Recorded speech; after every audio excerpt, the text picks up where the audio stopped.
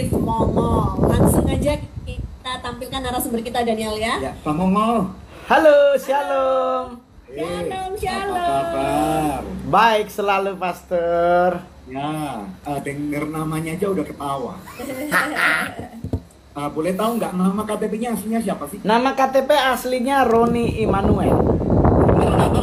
Oke, kok jauh banget ya dari Roni Immanuel bisa menjadi Mongol, itu gimana? Kalau ceritanya sih dari film, Pastor. Jadi dulu kan ada film The Kandar Heroes dan ada Raja Mongolian, dan ternyata mereka melihat raja itu sama dengan Mongol dan dipanggillah Mongol. Oh, maksudnya wajahnya, Wajahnya sama kayak orang Mongolian. Jadi ya udah. Oh, orang Mongolia. Oh, Betul. yang Heroes yang Sintial Haplu itu. Iya, yang ada Bibi Lung apa, ada Yoko. Iya. Tapi maksudnya ini ya musuhnya ya, Genghis Khan, Kublai Khan. Iya. Jadi waktu bukan Yoko kan Andi Lau kegantengan. Jadi dulu waktu zaman sekolah saya namanya ada dua, satu Takeshi Takeshi. di film Oshin. Oh, oke. Zaman Oshin. Iya. Iya kan, Apa Takeshi itu ya? anaknya Ozin. Wajahnya mesti. Nah, jadi kan dia mirip banget sama Mongol tuh, mata sipit, terus kurus. Dulu kan saya kurus, Pastor. Kalau sekarang sudah mengembang ke kiri dan ke kanan. Wah, kemudian apa dia? 54. Yo. Terus kemudian yang kedua siapa namanya? Tadi kan yang satunya Takeshi, satunya lagi siapa? Ya itu yang Raja Mongol. Jadi akhirnya lebih ngetopnya dipanggil lah Mongol sampai sekarang. Iya. Nah, mau berkenalan sama Mongol lebih dalam gitu, karena kan Mongol ini Semua orang udah kenal. terkenalnya kan cuman sebagai stand up comedian, tapi seperti apa latar belakangnya gitu ya, bisa Boleh. dijelaskan. Boleh nggak hari ini kita bongkar-bongkaran kehidupan? Boleh. Jadi kalau dari sisi nama, saya orang Manado, Pastor, dari suku Sanger. Saya orang Sanger, jadi saya sekolah masa kecil di Sanger, SMA baru ke Manado, terus baru tahun 90 akhir 2000-an awal itu saya ke Jakarta merantau. Dan merantau niat awalnya adalah sekolah pendeta. Saya sudah pamit ke banyak hamba Tuhan di Manado, minta didoakan jadi hamba Tuhan. Dan ternyata sekolahnya itu di Medan, tawaran pertama. Jadi ditawarkan untuk sekolah pendeta di Medan yang menggunakan bahasa Hokkien dan Mandarin. Oke. Bisa ya? Ngomong Hokkien. Ya dipersiapkan untuk penginjilan di China gitu. Karena kan muka mendukung nih, Pastor ya, muka mendukung. Mirip, boleh. Jadi Boleh.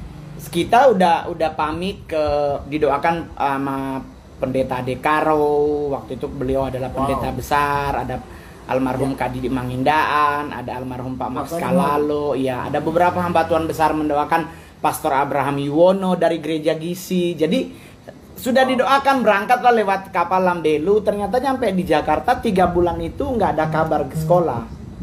Dan sponsornya datang katanya udah telat pendaftaran. Dan saya alternatif sekolah musik gereja di Bandung, Proskuneo.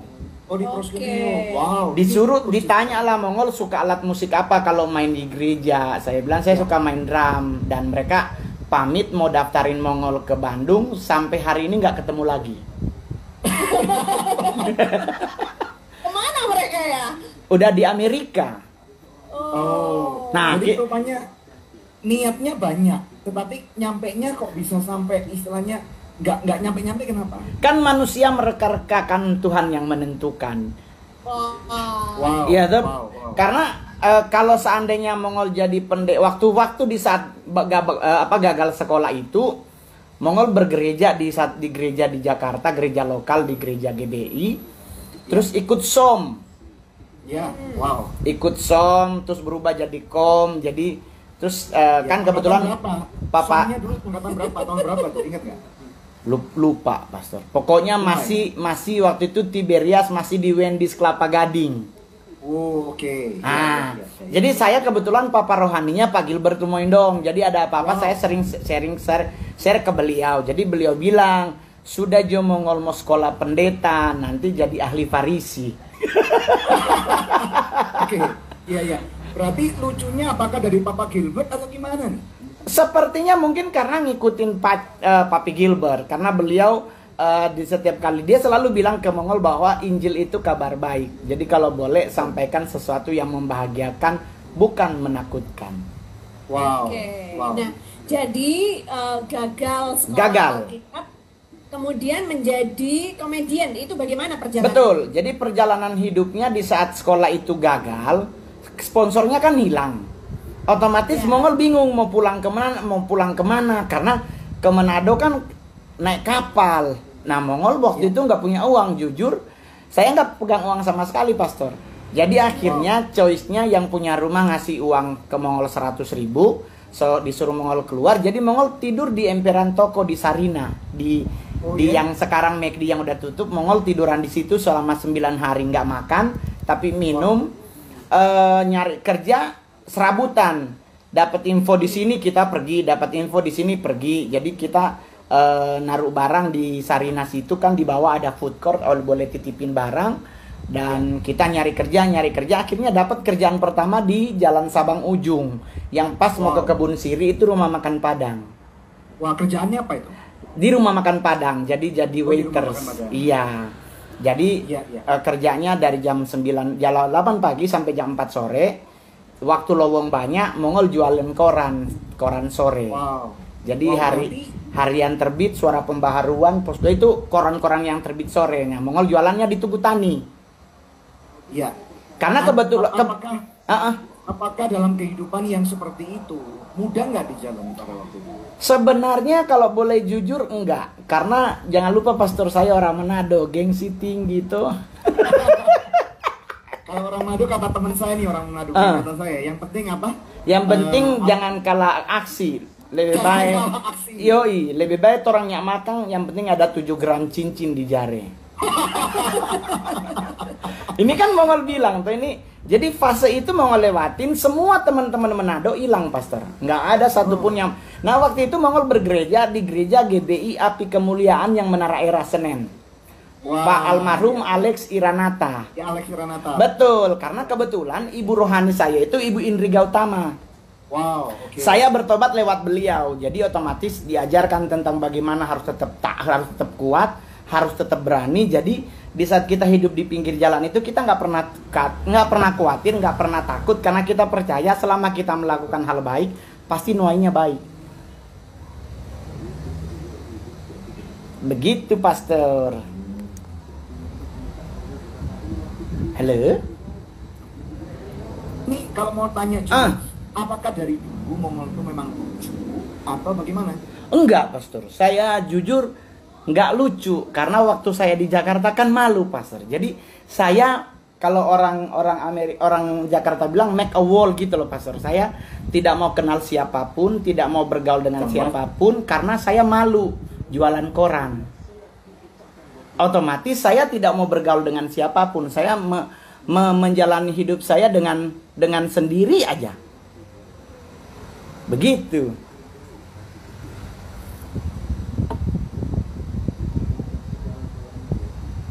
Halo?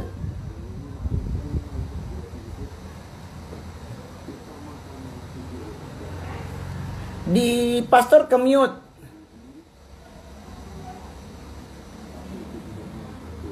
Halo? Commute di ujung.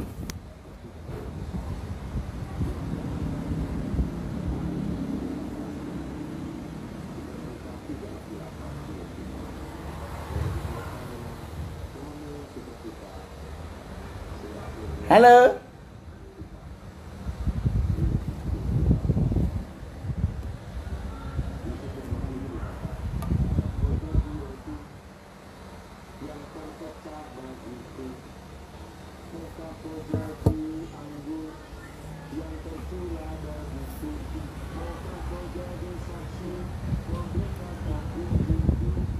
Halo?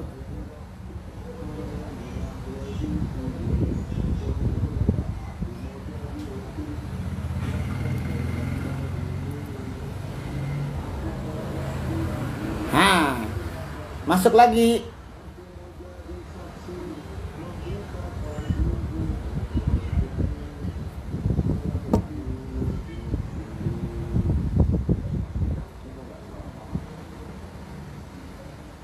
pastor ke mute.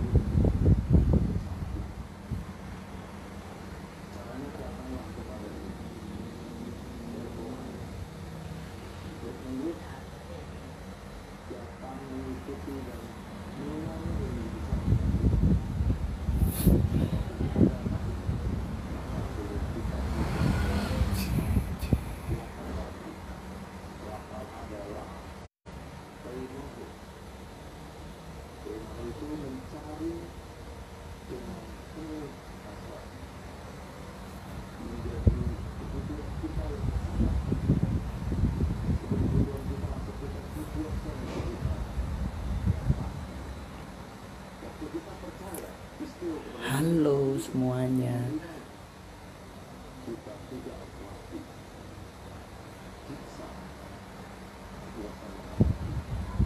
Ya, Bang Mongol, apa Siap. kabar? Baik, Ya, oke, kami bisa dengar suaranya nih. siap. Oke.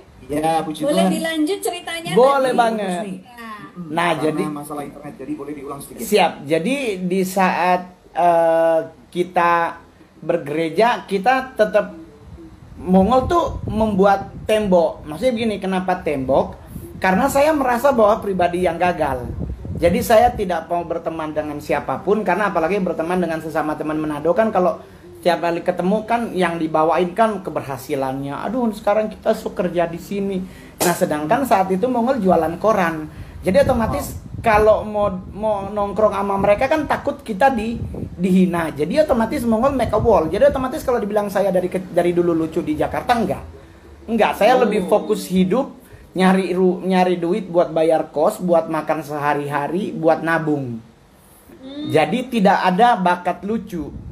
terus mulai lucunya kapan dan di mana? 2011. Ya, gimana? Jadi kan Mongol waktu itu kerja jadi root manager di sebuah manajemen artis besar. Waktu itu saya sempat jadi personal asistennya seorang Indonesian Idol. Jadi fase itu Mongol lewatin, terus ada masalah kecil, Mongol masuk ke Cipinang, bukan kesalahan saya. Jadi bos yang main judi, saya yang disuruh duduk. Dan di saat saya duduk itu, tahu-tahu saya ditangkap polisi, bingung, nggak ditebus juga enggak, diurus juga enggak. Jadi otomatis Mongol waktu itu ada fase paling berat dalam hidup Mongol selama merantau. Karena Jadi istilahnya pernah masuk penjara gitu? pernah Cipinang di rutan. Jadi Berapa lama?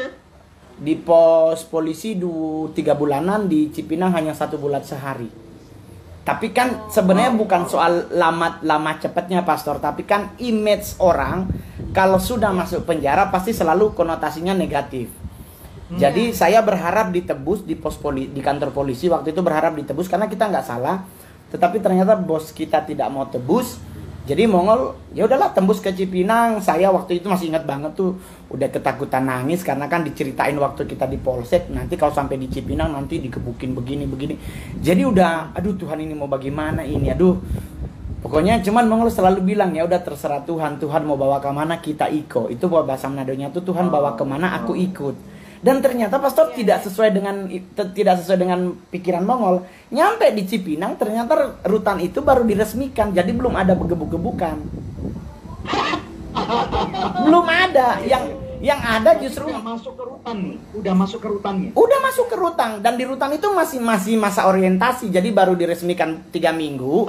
Jadi belum ada tuh yang preman-premanan itu. Dan sejak penjara itu diresmikan, seluruh penjara se-Indonesia udah nggak boleh lagi ada gebukan, nggak boleh lagi ada pemukulan. Saya masuk di Cipinang, jadi ketua gereja pertama rutan kelas 1 Cipinang, pastor. Wow, berarti banyak gereja kan masuk di sana, banyak pelayanan. Betul. Gitu ya. Betul. Jangan-jangan saya pernah khotbahin Mongol tuh di Cipinang. Oh, mungkin di LP. Kalau saya penjara tengah, Pastor. Oh, oke. Itu 2009-an kurang lebih, dan Ya, di saat ya. bebas setahun kemudian saya jadi stand up lewat Komedi Cafe Kemang. Wow. Ya, itu gimana Ceritanya kisahnya? bagaimana? Ya. Nah, jadi sudah keluar dari penjara, kita nyari kerja. Waktu itu saya punya handphone merek BlackBerry. Terus kita ngegeng grup BB namanya. Jadi kita ngegrup bareng-bareng. Ada satu anggota grup berulang tahun, Mongol jadi salah satu panitia ulang tahun. Nah, saya jadi ketua keamanan di acara ulang tahun karena dia adalah seorang direktur sebuah perusahaan besar. Mongol jadi panitia. Kita meeting, dia booking Komedi Cafe Kemang. Kita meeting di saat itu, ternyata di situ lagi ada open mic komunitas stand up komedi Indonesia. Dikerjain lah Mongol, ditulis nama Mongol di kertas. Kita lagi meeting serius, Toto di depan teriak nggak lama, kita akan dengarkan nih ada orang mau nyoba nih, Mongol. Bukan, ih kenapa Mongol? Nah, ditantang lah, lu kalau bisa ngol berarti lu gak bla bla bla bla. Udah Mongol maju. Ternyata di situ ada salah satu eksekutif produser sebuah stasiun TV. Wow. Oke. Itu bulan Juli tanggal 9. Ya. Tanggal 10 September syuting pertama di stasiun TV. Oh iya. Ya, Langsung jadi Mongol direct. iya, Maksudnya. iya langsung dipanggil Masih ingat nggak syuting. waktu itu stand up-nya berarti spontaneous nih. Spontan. Saya sampai hari ini Indonesia punya stand up komedian banyak. Sampai hari ini cuman Mongol yang nggak pernah nulis materi. Wow, kan istilahnya gini loh. Stand up itu kalau menurut saya ya salah satu pekerjaan yang sangat suka. Betul. Karena sebagai seorang pembicara, sebagai seorang pendeta, kita perlu berkomunikasi dan itu perlu persiapan gitu. Betul. Dan untuk membuat orang bisa entertain biasanya antara 15 sampai 30 menit itu nggak sampai nguap, itu nggak gampang gitu loh. Apalagi mereka sampai ketawa, tertinggal-tinggal gitu loh. Bisa cerita nggak apa yang kamu stand up-kan pada waktu itu? Masih ingat? Saya masih ingat banget, Pastor. Jadi 2011 itu saya stand up pertama di Metro TV itu bawain materi tentang orang Manado, terus Ya. tentang beberapa patung di Jakarta yang berdirinya nggak laki gitu. Saya nggak tahu. stand up itu kan materinya tuh selalu melihat dari sisi kita, keresahannya kita Ya. gitu. Patung bundaran HI gitu kan, laki sama perempuan, yang laki jinjit gitu kan, sedangkan cowok nggak mungkin jinjit berdiri ya kan. Atau patung bundaran Ratu Plaza, patung pemuda gitu telanjang, terus ngangkat api tapi pantatnya kayaknya nggak pantat laki, masa pantatnya doyong gitu. Jadi kita ngebahas yang aneh-aneh gitu, Mbak. Jadi pada waktu itu observasi patung-patung. Betul. Jadi kita kan Dan itu ternyata lucu ya, bikin orang lucu ketawa, gitu. Ternyata lucu, iya. Kalau orang Manado itu materi Manado yang tentang budaya babungkus. Oh, Bisa iya. cerita. Ya, Yesus memberi makan 5.000 orang dengan sisa 12 bakul kan, karena salah satunya nggak ada orang Manado. Kalau ada orang Manado habis. Kenapa? Babungkus dorang. Iya. Itu materi pada awal. saat itu baru Mongol menemukan gitu bahwa ternyata kamu punya talenta untuk melucu gitu. Sebenarnya sih menemukan talenta, orang bilang oh jadi udah mulai membangun kelucuannya. Iya, membangun karena honornya. Jadi begini, Pastor, saya bekerja di Pasar Baru pintu air 4. Saya kerja per bulan itu gajinya 4.280.000. Di saat saya stand up 10 menit dapat 4 juta waktu itu. Lalu, Otomatis Mongol berpikir, ini otak Mongolianya kan keluar, Pastor, ya kan? gitu. Yo, otak Mongoliannya. Jadi keluarlah otak Mongolnya bahwa gila, ini cuma 10 menit dapat 4 juta. Mongol pelajarilah stand up ini secara otodidak dengan melihat Panji, Ernest, dan Radit. Wow, Oke. Panji, Ernest, dan Radit. Wow, ini jadi 3 orang ini yang Betul, ini ya. betul. Mereka adalah founder stand up comedy. Kamu ya? Iya, betul. Mereka senior bahkan. Iya. Ngomong-ngomong luar biasa loh. Ini PK-nya lebih gede dari pendeta gitu. Nah itulah Mongol kan bilang kalau boleh sekali-sekali para pendeta, para gembala, para pastor jadi stand up komedian. Iya, soalnya 15 menit loh bunyinya udah 20 juta lah. Kita khotbah 45 menit. Wah, ini tertantang nih teman-teman di studio yang megang kamera langsung mikir. Gitu. Iya. Nah, ini mau tanya dulu nih. Betul. Sebelum kita nanti ke closing nih. Ya, ini luar biasa karena apa? Sekarang lagi ada satu orang ibu hamba Tuhan yang lagi nonton gembala sebuah gereja dari Timor Leste. Oh, wow. Oh ya, saya udah pernah ke Timor Leste. Ya, oke. Ada joke tentang Timor Leste nggak?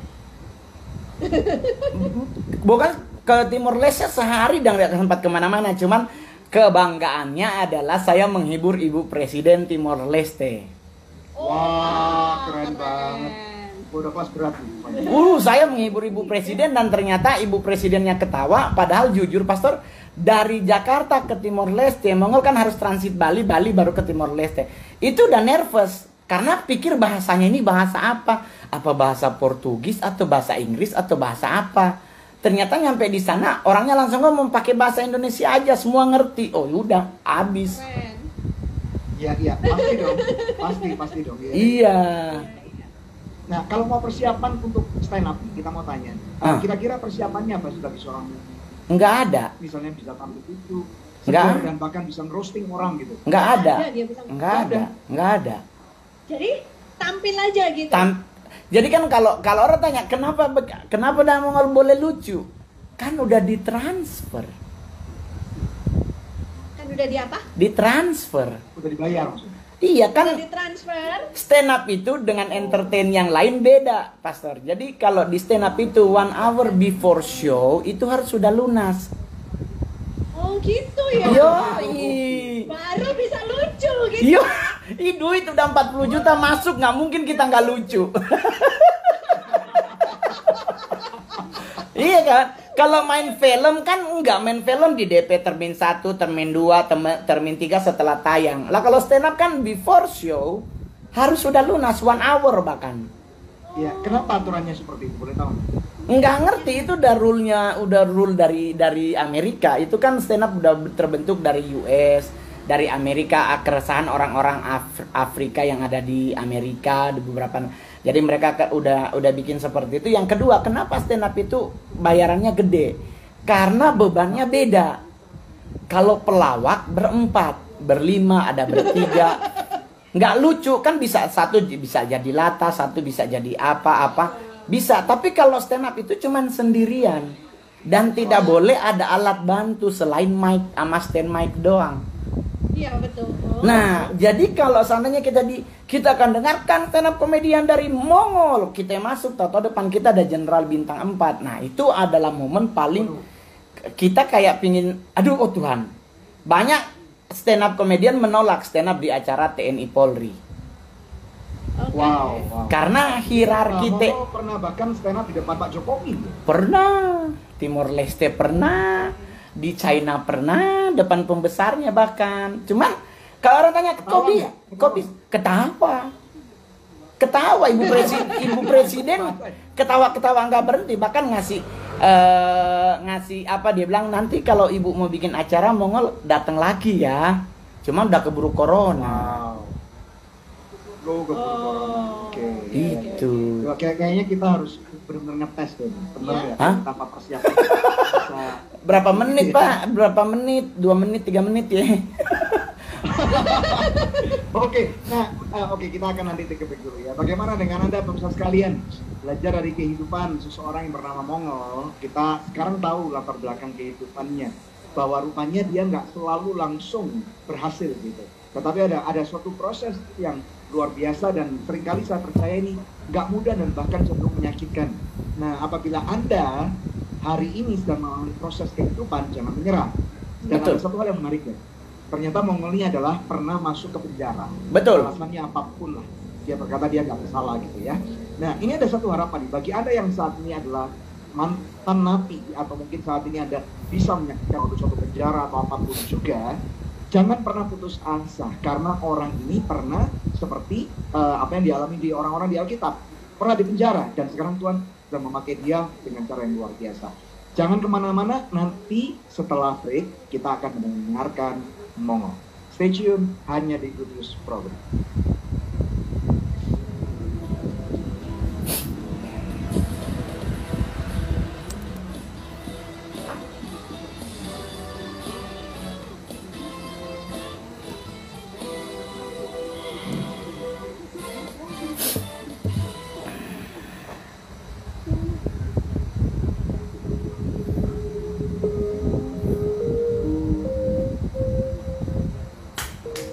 Pandemi telah merubah program beasiswa adikku sayang. Dari awalnya 617 anak di tahun ajaran 2020-2021 ini, kami terpaksa menurunkan jumlah murid menjadi 141 anak. Meskipun demikian, kami tetap berkomitmen untuk mempertahankan mahasiswa adikku sayang yang saat ini sedang mengkuliahkan 11 mahasiswa.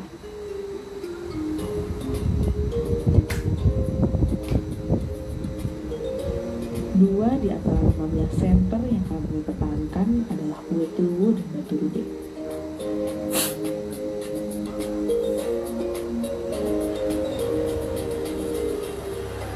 Selaku kepala sekolah di sana, Bapak Selamat Sihombing harus mengambil langkah drastis demi bertahan dengan kondisi saat ini.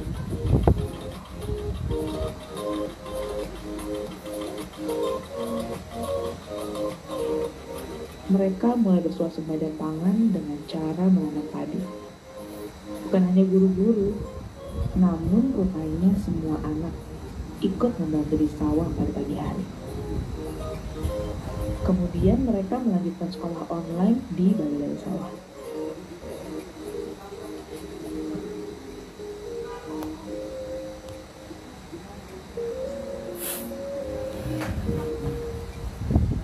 Percaya bahwa perjuangan kami yang tadinya ini dan menanam sayuran tidak akan pernah sia-sia, karena kami tahu bahwa Tuhan pasti campur tangan. Apa yang kami kerjakan, apa yang kami lakukan, Tuhan selalu kasih.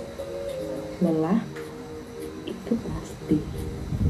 Nah, terus lagi iklan. Namun tantangan dan kesulitan lainnya Lagi juga iklan. dialami oleh setiap anak Indonesia yang ada di seluruh penjuru negeri.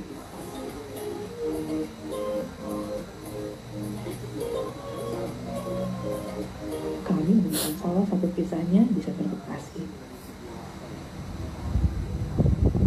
Jadi kan waktu itu malam mama saya kok weekend terus tiba-tiba di rumah kayaknya kalau istilahnya kambuh makan-makan itu tiba-tiba di rumah ngejang-ngejang terus jam 7 dibawa ke rumah sakit Medika, terus dimasukin ke ruang UGD, terus tengah malam makin parah, makin menurun saat tensinya dan 5 setengah 5 dan itu ya.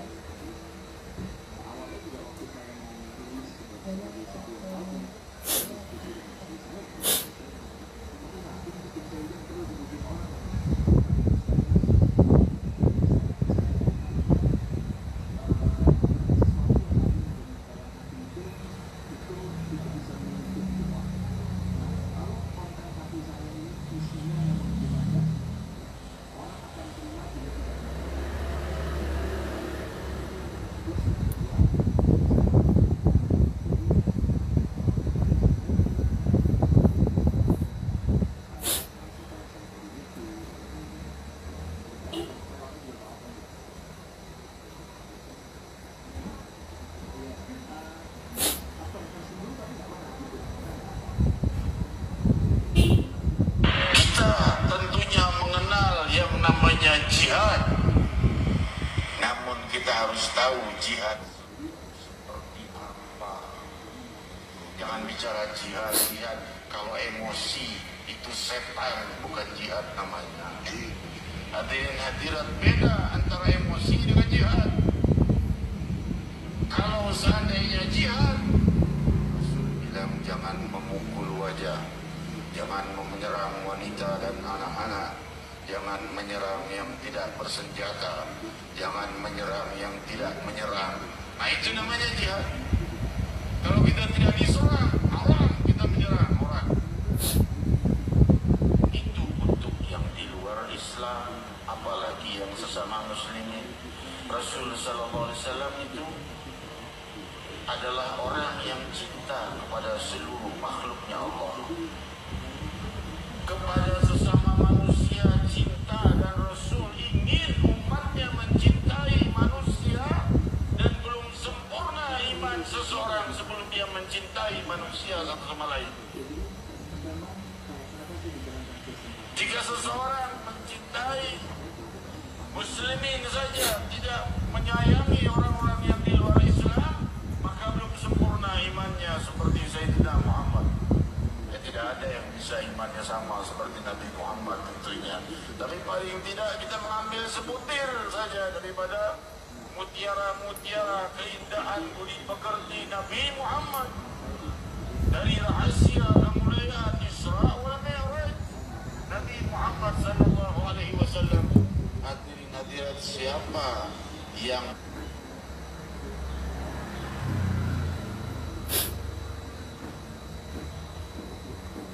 Ya, pemirsa sekalian, Anda menyaksikan Good News Program masih bersama dengan kami dalam suatu topik yang menarik banget. Ini benar-benar spesial karena menampilkan seseorang yang dipakai Tuhan dengan cara yang unik gitu ya. Seorang komedian, dan juga bukan cuma seorang komedian biasa, tetapi dia pernah tampil di banyak sekali gereja, banyak sekali lini kehidupan, bahkan pernah dibawa oleh Tuhan masuk ke istana kepresidenan. Ya, puji Tuhan, menampilkan. Sekarang kita akan langsung ngetes aja ya. Menampilkan apakah benar-benar Mongol ini bisa ngelucu, bisa membanyol gitu ya, melalui Zoom. Menampilkan langsung aja Mongol Stres. Silakan Bang.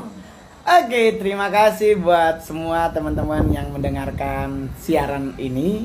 Jadi begini, sekarang kalau ditantang stand up, saya satu-satunya stand up komedian Asia yang dinyatakan sebagai stand up komedian paling berani.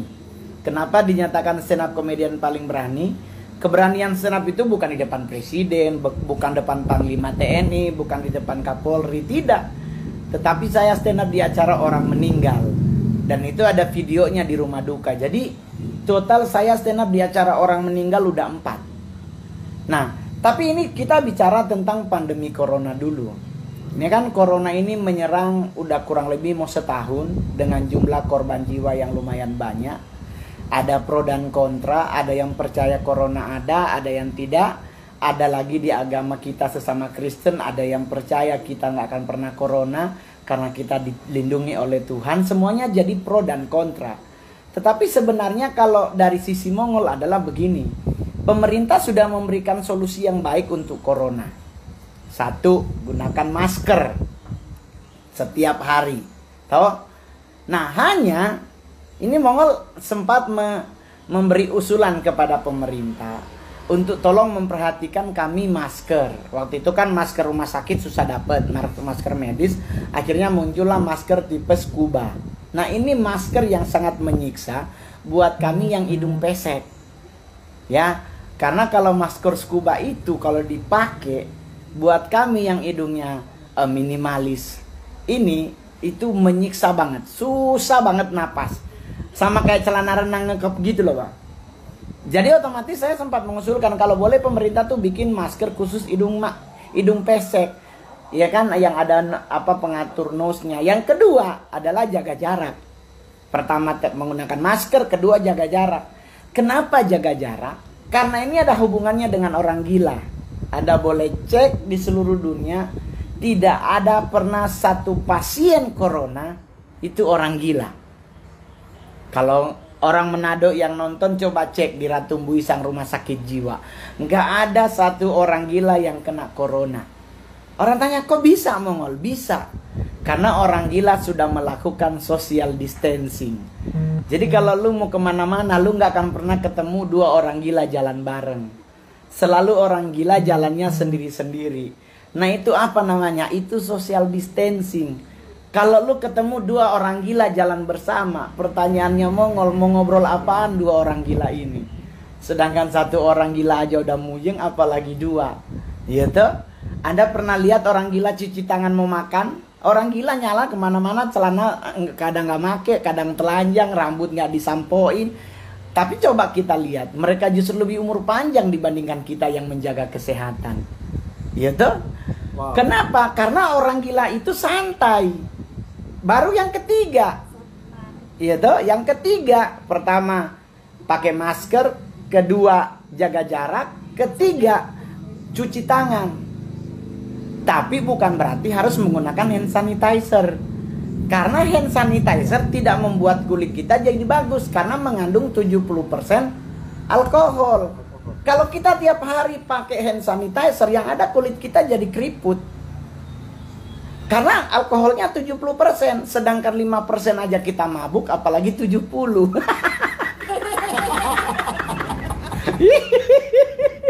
Jadi mending cuci tangan menggunakan sabun daripada hand sanitizer. Karena kita pakai hand sanitizer sedikit-sedikit pakai hand body, harus pelembab. Sedikit-sedikit harus pelembab. Tapi alkohol lebih kuat daripada pelembab, otomatis mendingan cuci tangan. Jadi buat teman-teman semuanya, program pemerintah pakai masker, jaga jarak, dan cuci tangan itu sudah lebih bagus daripada tidak sama sekali. Karena memang benar, hidup mati ada di tangan Tuhan. Tetapi apakah Anda sudah siap kalau Tuhan mendadak manggilnya? Ya toh? Itu. Jadi yang penting umur panjang hanya 2 orang dalam dunia ini yang susah meninggal. Yang satu orang budek. Karena orang budek ya, orang budek dipanggil sebelah dia nggak dengar, apalagi dipanggil sama yang di atas. Kedua, orang budek nggak mungkin kena pengangkatan. Karena sangkakala Allah berbunyi pasti dia nggak dengar. Pasti ketinggalan. Kedua, yang lama mati itu adalah orang yang rendah hati. Kenapa orang rendah hati dia lama meninggal? Karena kesombongan dibenci oleh Tuhan. Dan orang sombong identik cepat mati karena pasti jalannya petenteng-petenteng.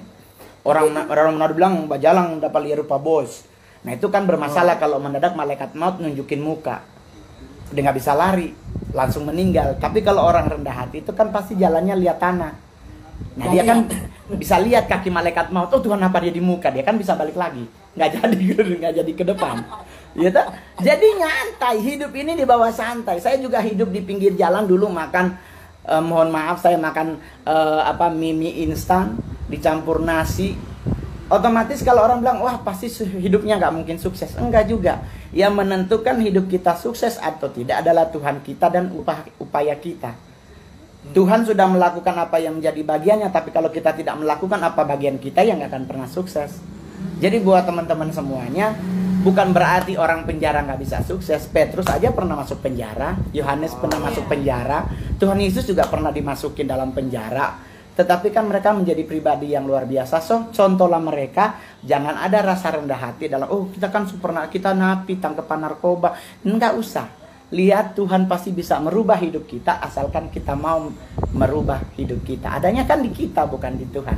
Tuhan pasti melakukan bagiannya. Apakah kita melakukan bagian kita? So, berbahagialah selalu. Corona boleh ada, tetapi sukacita Allah lebih besar dalam hidup kita. Terima kasih. Makasih. Sudah toh? Ya, gimana? Silakan komentar. Iya, lucu ya. Terus tadi kan dia bilang katanya kalau orang gila itu jarang yang nggak ada yang kena. Nggak ada. Saya udah cari datanya, nggak ada. Harus jadi orang gila begitu ya? Enggak juga, orang gila itu santai. Kita itu jadinya jadi ribet itu karena kita parno, Bugem. Jadi apa-apa kita takut, apa-apa kita takut, apa. Nah itu kan kalau parno itu bahasa Alkitabiahnya tuh khawatir. Iya. Nah kita. Ya, jadi bukan tirulah orang gila. Ya enggak juga lah, santai lah seperti orang gila dia jalan kemana. Lo orang gila di Jakarta ngubek-ngubek tong sampah lo, Bugem. Tapi saya punya temen, dia kalau masak ngoseng-ngoseng sayur sawit putih pakai minyak zaitun dari Israel, sekarang stroke. Wow. Nah orang gila ngobek tong sampah sekarang belum mati-mati. Ya. Jadi kan bos besar penentunya. Iya. Nah, Bang Nongol, ya. Ajarin dong gimana caranya kalau misalnya menjadi stand up comedian itu kan istilahnya kan kalau saya pikirin nih tadi pagi ya, kayaknya apa bisa lucu kalau stand up dari Zoom gitu.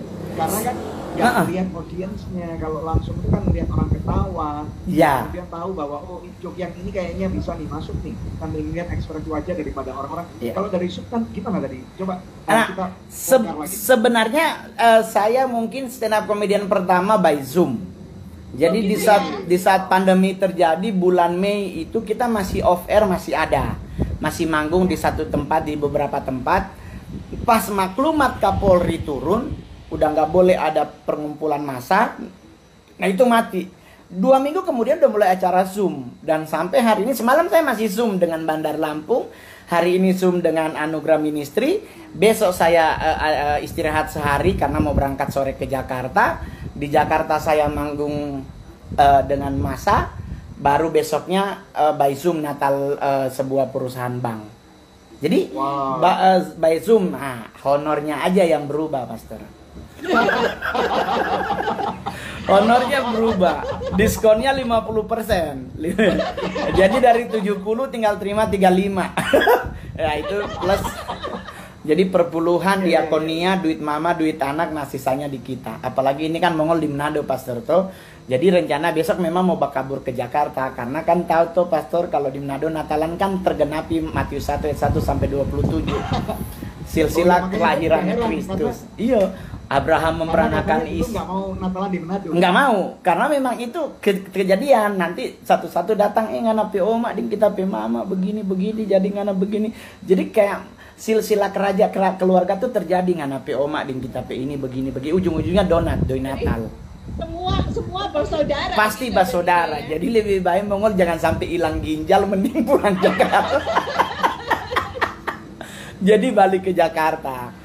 Cuman memang Manado memang dari dulu, cuman sekarang udah ada banyak berubah luar biasa. Kalau kita dulu memaksakan segala sesuatu, sampai saya bikin materi bahwa orang Manado itu kalau tanggal 24 Desember yang nggak pernah ke gereja pasti akan ke gereja.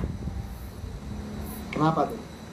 Ya mau Natalan dang, mesti lihat baju baru, cincin emas, kalung, gelang, semua baru. Emas asli semuanya, nggak ada yang sepuhan. Desember itu momen orang Manado pamer, semua asli, nggak ada yang palsu. Tapi nanti tanggal 6 Januari semua ngantri di Pegadaian. Soalnya harus mau bayar utang cookies. Wow. Belum. Jadi itu materi, dan itu kan karena kita ngalamin, Pastor. Kita ngalamin Bugem di Manado. Kalau Desember semua dengan minuman-minuman segala macem. Tapi itu kan utang mayoritas. Nanti dibayarnya Januari pas cincinnya, kalungnya mau digade. Wow. Tapi itu dulu, sekarang masih ada sih. Kenapa Bugem? Nggak, biasanya kalau Natalan di Jakarta ngapain aja? Enggak, di rumah aja, paling nge-mall. Lebih murah, soalnya teman-teman Manado udah pada ke Manado. Jadi kita nggak ada lagi yang ngajak temen, maju ke Plaza Indonesia. Nyampe Plaza Indonesia, ya ngana kok Mongol buru-buru sekali telepon, apa dompet ketinggalan. Jadi ada-ada aja, makanya keren. Main pukulan-pukulan anak Jakarta, ketinggalan dompet lah, Oh, limit gitu, kartunya, masalah iya dompet. pukulan. Jadi pas Desember pasti semua udah pada pulang ke Manado. Jadi Mongol di Jakarta otomatis bisa beli baju karena nggak ada yang nebeng. Karena kalau di Jakarta kan kalau kita masuk nge-mall aja mereka, kita beli baju, mereka juga harus dibeliin. Karena kalau enggak, aduh itu sombong, jadi nggak enak tuh. Nah ini Desember mereka udah di Manado semua. Ini teman-teman sekalian yang online, kalau ada pertanyaan untuk Bang Mongol, Boleh. silakan tanya. Boleh nggak? 2 jam juga jadi. Kenapa? 2 jam juga jadi. 2 jam juga juga jadi. jadi. Iya, iya, iya.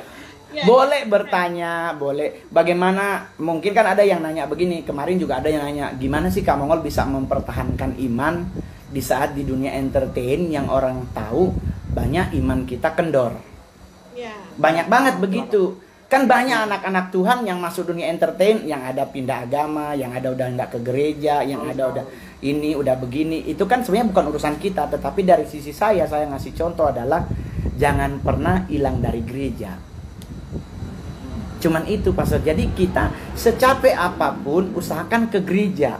Usahakan ke gereja. Karena kalau kita bergereja di mana kita bertumbuh, gembala sidang akan mempertanggungjawabkan pertumbuhan iman kita.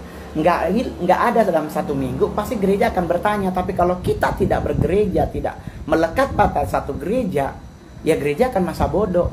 Dia juga gerejanya kayak gereja Kasana Kamari kalau bahasa Manado bilang. Gerejanya belalang pelompat, hari ini di sini, minggu depan di sana. Oh Iya iya. tuh. Tapi kan dalam konteks hari ini gimana? Kan orang nggak bisa langsung datang ke gereja dengan gampang, mereka bisa ngikutin kebaktian Online. ya online, mungkin ada Tuhan yang mereka suka di Manado, di Jakarta, di Singapura, di Surabaya, bagaimana? Ya kalau Mongol kebetulan di Manado. Di Manado gereja udah buka, Pastor. Jadi udah boleh datang, tetapi tetap dengan protokol COVID-19. Jadi otomatis kita di sini masih beribadah. Tapi kalaupun beribadah by Zoom, ya nggak ada masalah kok. Yang penting kan niat hatinya kita. Sama dengan saya kalau ngelawak by Zoom, orang kan tanya, tapi pastor kan nanya, gimana caranya? Ketawa nggak orang? Ya Pak, kalau masalah ketawa, di dunia Zoom itu ada peraturan. Di saat kita stand up, jangan dimatiin, jangan di mute, dibuka semua, di unmute semua. Jadi kita dengar mereka ketawa. Oh, jadi bisa dengar ketawanya? Bisa dengar, yang penting mereka, kita nggak lihat muka nggak apa-apa, tapi dengar mereka ketawa. Nanti kan juga ada komen. Mereka pasti akan bersuara, ih gila nggak mungkin. Nah kita sedap tuh begitu. Jadi kalau ada bilang oh nggak mungkin ya, kita kan nanti jadi lucu. Sama kayak tadi toh, pastor sama bukem nggak mute kan, ketawanya kedengeran. Iya. Tuh. Nah Kalau misalnya dimatikan susah banget tuh ya. di Terima mute. respon. Di mute susah banget karena nggak ada kelihatan orang. Tetapi kalau dibuka, di saat kita mau stand up dibuka, lucu. Ya, sekarang banyak stand up comedian yang terkenal kalau kita lihat di YouTube gitu ya. Ya. Mereka nge-roasting seseorang. Ini bisa cerita nggak? Maksudnya kenapa itu menjadi sesuatu yang lucu, menjadi satu komoditas dan menyenangkan bagi orang yang melihat itu? Kalau saya nggak mau, Pastor. Kenapa? Saya tidak mau di alur roasting. Karena buat saya, hidup saya belum tentu lebih benar daripada orang yang kita roasting. Saya memang mengambil keputusan tidak mau ngeroast orang. Seumpama saya ngerosting Papi Gilbert, saya nggak berani. Saya paling cuman bawa materi tentang orang gemuk gak masuk surga. Saya hanya sampai ke situ. Pasti kan beliau kan bilang, tapi kan kami sama Tuhan punya pintu khusus. Ya kan? Nah dia kan pasti akan ngomong, akan Mongol sendiri gemuk, pasti nggak masuk surga dong. Nah kita ngeles, kita kan orang setengah Cina, pasti ada orang dalam. Jadi maksudnya kita ngerosting orang harus mikir gitu. Semakin kita ngerosting pastor, bugem. Apakah kita lebih mulia? Apakah kita udah lebih benar? Enggak. Saya lebih fokusnya adalah menghibur aja dalam bentuk tertawa tanpa membuat polemik. Dengan memegang teguh 4 ketetapan KPI, nggak boleh rasis, nggak boleh sara, berbau politik maupun porn. Itu yang saya pegang. Oleh sebab itu sampai sekarang masih tetap stand up comedy termahal sekalipun only by Zoom. By Zoom pun saya masih tetap berbayar 35 juta dari 70 juta. Wow. Begitu, Pastor. Ya, luar biasa. Gitu. Nah, ini pertanyaan terakhir sebelum Boleh. dalam jawaban doa ya. Siap. Nah, tapi netizen, saya melihat Mongol pribadi kalau saya nggak salah nggak punya YouTube channel khusus ya, milik pribadi. Oh punya. Mongol Stress Channel. Itu punya Mongol. Ya, okay. itu Mongol Stress menghadapi Channel. Netizen yang beraneka ragam, ada yang suka, ada yang nggak suka, ada yang benci Mongol. Nah gimana? Menghadapi orang-orang yang bahkan benci, nggak suka oke lah, yang benci Mongol. Kasih. Saya nggak pernah marahin orang, Pastor. Banyak yang nggak suka, pasti ada lah haters pasti ada. Cuman apakah kita harus kehilangan sukacita karena ngurusin yang begituan? Nggak harus tuh, Pastor. Wow. Kan prinsip saya ingat banget Adam Sandler tuh pernah ngomong ke Mongol. Kalau dalam dunia stand up itu dia kan artis stand up comedian Amerika. Dia bilang, salah satu yang termahal. Yoi, dia bilang if you temptation coming, run and never look back. Ya udah, gue praktekin. Ada haters ya, gue ngapain ngeliatin ke belakang? Haters kan selalu adanya di belakang, nggak pernah haters di depan. Haters itu ngomong setelah kita lewat. Iya. Di depan kita dia muji, ih dia baik banget tahu. Waduh dia tuh, waduh. Coba kita lewat selangkah, bunyinya udah beda. Ih sombong banget cuy. Nah apakah kita harus ke mereka? Stroke Mongol, Pastor. Jadi mendingan dibuat santai. Prinsip orang Mongolian, anjing menggonggong, kafilah berlalu. Kita kafilahnya, hatersnya yang itu. Itu aja. Itu Mongol ya? Itu prinsip orang Mongol. Prinsip orang Mongol tuh ada dua. Yang biasa kan orang bilang kan lu jual, gua beli. Iya. Nah, prinsip orang Mongol beda. Lu jual, gua borong. Dapat diskon dong. Oh, semuanya gua beli sama rumah-rumahnya kalau perlu. Kalau lu itu kan itu yang membuat Genghis Khan ditakuti. Oh. Karena lu jual, gua beli. Kalau di Mongol lu jual, gua borong. Kan didatengin orang Mongolian. Para rajanya sengak. Apa? Gua nggak mau takut. Udah diborong semuanya. Mantap. Nah, jadi itulah yang membuat buat teman-teman Anugerah Ministry yang nonton tetap bertumbuh. Masa lalu adalah bagian hidup yang tidak bisa kita hapus.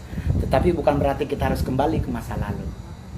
Mantap. Amin. Gitu? Puji Tuhan. Iya dong. Ya.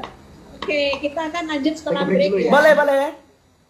Nah, tapi sebelum break pemirsa ada doa yang sudah terjawab. Shalom, sungguh nyata penyertaan Tuhan. Memang kalau sampai saat ini saya masih bisa bersaksi. Sebelumnya saya di PHK dari pekerjaan saya, tapi justru itu adalah jalan Tuhan agar saya bisa mulai membuka usaha dan sekarang kondisi ekonomi saya berangsur membaik. Saya sungguh mengucap syukur. Wow. Puji Tuhan. Masih adakah di antara pemirsa yang memerlukan bantuan doa atau konseling? Anda bisa hubungi kami. Dimanapun Anda berada, bisa menghubungi lewat nomor yang tertera di layar kaca atau di layar gadget Anda, atau mengirimkan email kepada kami di doa@anugerah.net. Maka nanti tim doa kami akan berdoa untuk Anda. Tetap stay tune bersama kami akan kembali lagi dalam Good News Program.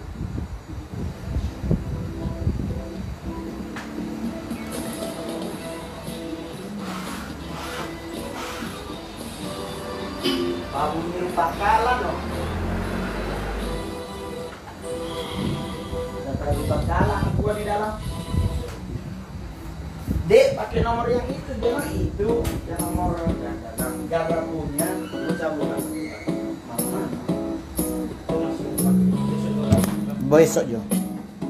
Kalau di sini tadi cuma kalau itu jersey yang mana dia kasih? Ah, itu dan besok siang dia bawa. Oke, pijo. Terus ada besok siang ini kita bawa. Berarti ada ini. Pijo.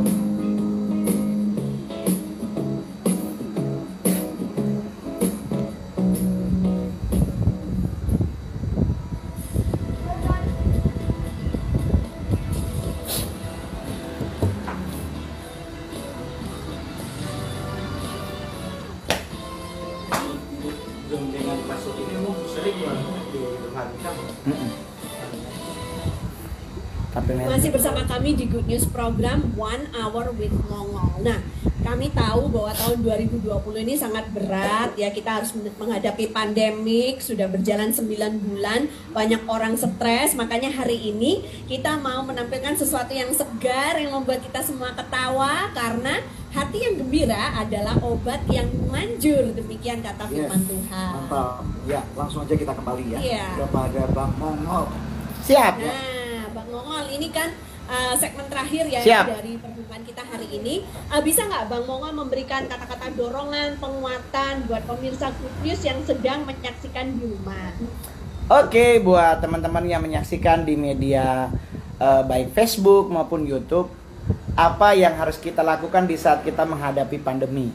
Satu sebenarnya, kendalikan pikiran, berpikirlah seperti pikiran Kristus. Cuman itu doang. Roma 12 ayat 3 dan Filipi 4 ayat 8. Pikirkan yang manis, yang enak didengar, yang sedap, yang disebut kebajikan, pikirkanlah semuanya itu.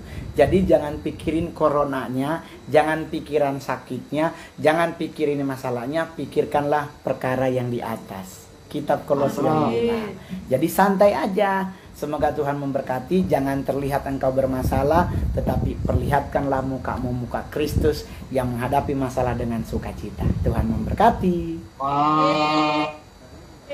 Mantap, luar biasa. Terima kasih untuk Terima waktunya Bang kasih. Mongol. Sama-sama, Pastor. Jangan offline dulu ya. Belum. Kita mau lihat firman Tuhan dulu secara singkat.